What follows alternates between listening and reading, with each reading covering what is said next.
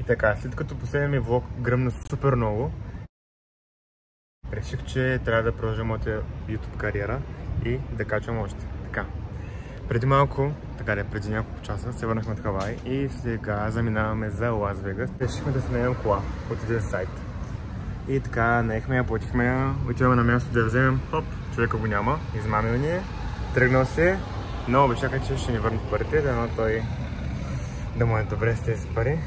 Това няма да ни спре, наехме си друга кола, така че сега тръгваме.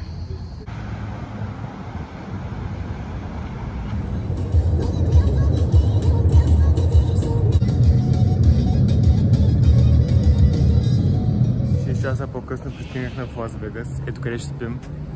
Най-евтиното. Малко е долнопробно, но става горе-долу. Надявам се да всичко да е наред. Не изглежда съмнително, не е. Спи. Здравей!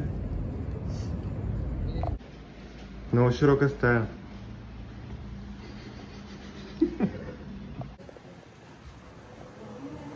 Поне има вана.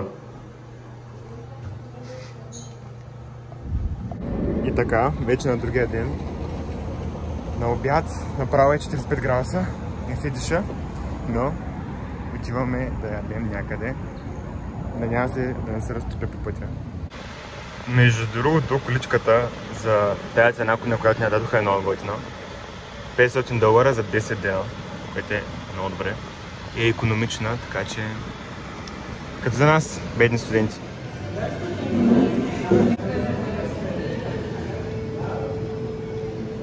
Топ. Мога ли да ям вече? В Лас Вегас всичко е хазарт.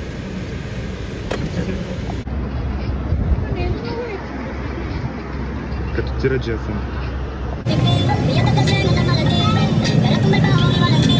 Ами оказа се, че е толкова горещо в Лас Вегас, че може да стоим само на закрито. И затова дойдохме в мола. Да, много интересно.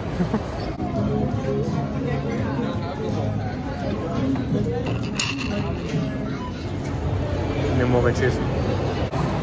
Измислих се американско име за Starbucks. Питър. Не, той трябва, че иначе е Ренендо. Ренендо. Не можем да си намерим колата. 2 hours later. Намерихме я.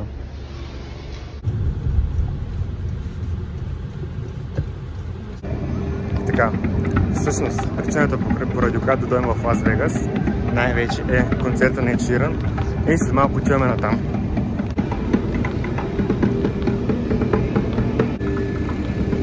Има толкова много хора, с едно Галена и представя ще пеят, не Ед Ширан. Браво! Буквално, тук що отмениха концерта. Нямам думи. Да, почти бяхме вътре и казаха концертът е отменен. Това е гавра, честно. Да, всички отиват наобратно. Просто нямам думи. Ами, няма Ед Ширан. Когато се запазиш в хотел, наемеш кола, която не скамнаха първо за нея, после пътуваш 6 часа, дойдеш вътре и накрая ти кажат, че отменя концерта. Понякога живота избира просто се изгаври с теб. Аз по-тъжно не помня от кога не съм била. Нищо ще те заведе на Галена. Тези пари от билета сега ще отидем на 33 и ще запазим се пари. За $300. Да. Край. Чао, гари. Ми като не е Ед Ширан, малко чалгичка по нея. Галена. Ми да, Галена. Е, това Галена да се равнява на Ед Ширан, просто не мога. Да, Галена е над Ед Ширан.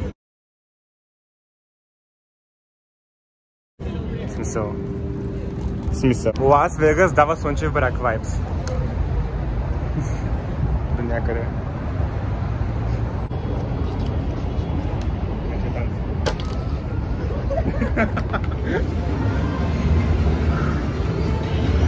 Да, аз не мога да играя, защото нямам 21, но Не мога да гледам.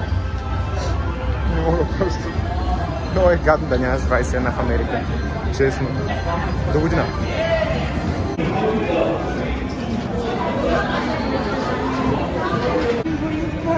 Ако удариш джакпота... Как ще ви инвалид на картата?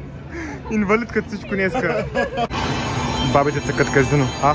Джакпота ли удари, бе? Тази бабка спечели. Не.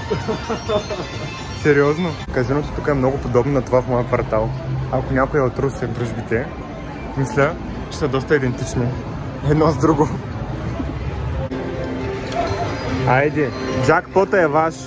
След като отмениха концерта, поне джакпота да навържи. Ако не е друго.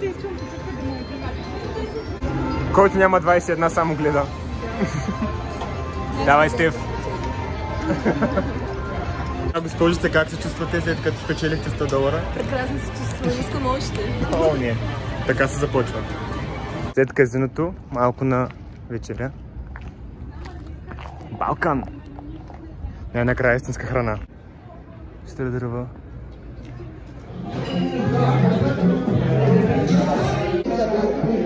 Шейкан кебаб. Тераторче. Прилича на кифтета, не на чушки бюрек. Ей, това е да дойдеш на български ресторант да си поръчаш кашкавал пане.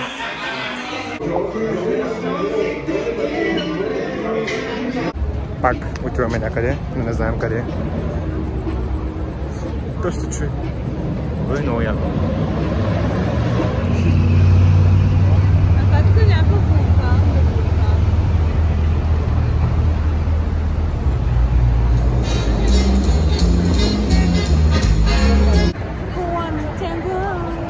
Чао, Гари в Лас Вегас.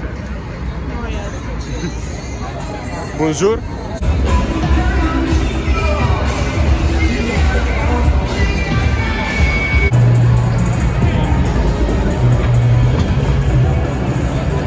Взехме си някакви известни кексчета. Това е мечтата ми, разбирате ли, да има тук много за мен. Аз не знам кое е, но му дадох $12 за кексчето. Много се заслужава. Добре, ще видим. Дано. Ще правим тейст тест на тези неща. Кой как да го изчупим? Това е много добро. Много добро. 10 точки. Заслужава се. А то това какво трябва да е Венеция?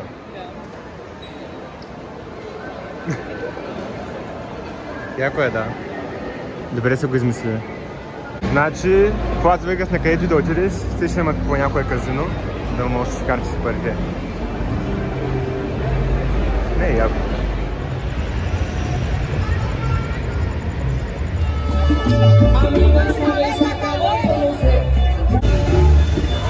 Италия от Алиекспрес.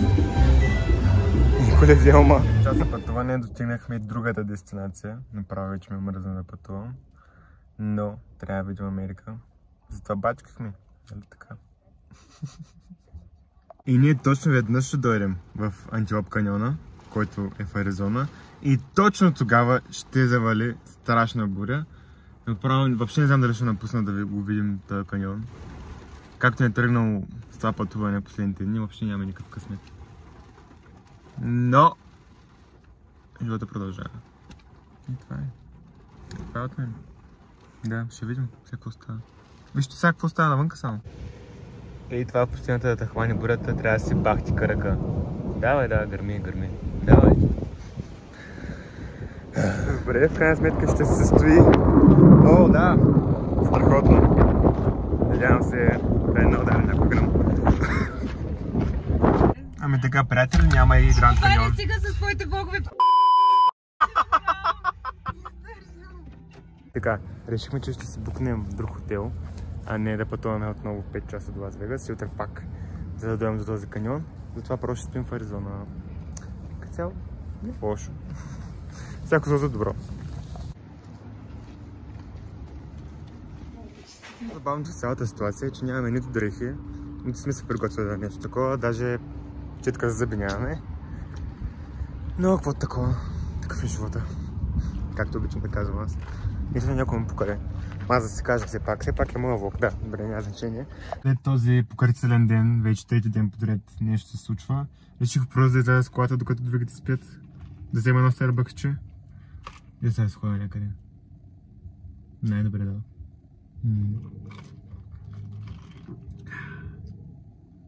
Добре, дойдох някъде. Не знам къде, просто видях на мапа, ми се стори интересно. Сега ще видя какво е. Не очаквах да има чак такава гледка.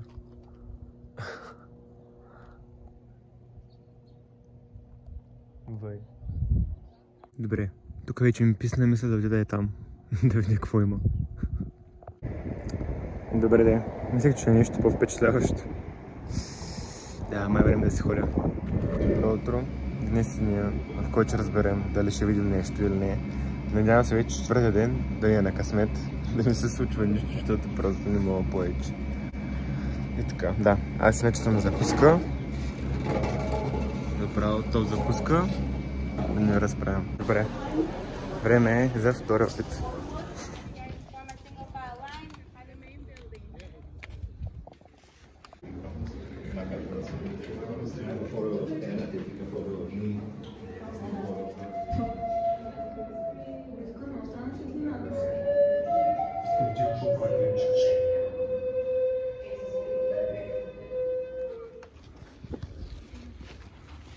Това ли беше?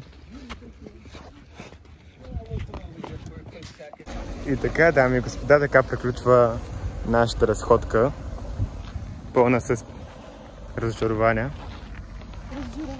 Вече не е, но след скама с колата, отменения концерт, отменения тур, вече сме добре. Да, Янко винаги продължава напред. Другите се бяха отказали, ама добре, че бяха аз да вдигам духа на компанията. Да. Добре, че е той, че